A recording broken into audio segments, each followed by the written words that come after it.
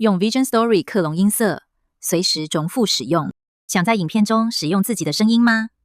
接下来会示范如何用你拥有或取得授权的录音，建立可重复使用的克隆音色。开启 AI Video， 点选目前音色旁边的克隆，你可以在这里快速录音或上传现有档案。想让声音最接近本人，建议上传1到2分钟的清晰语音。越接近本人的音色，需要越好的录音。请在安静、没有回音的空间录下一位说话者1到2分钟。麦克风位置、音量、速度和说话风格都要一致。Pro 有10个克隆栏位， Advanced 有20个， Ultra 有50个。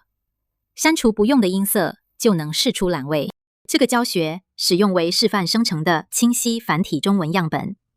把档案拖到上传区，检查波形，再保留最前进的片段。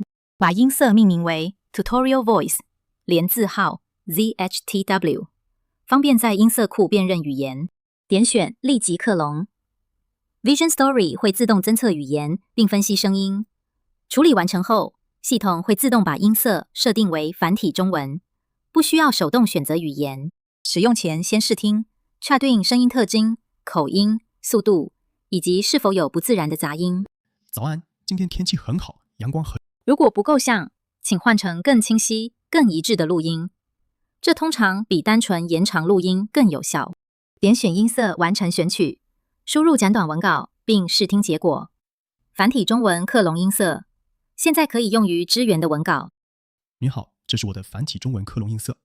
现在就克隆你的音色，让下一支影片用自己的声音说话。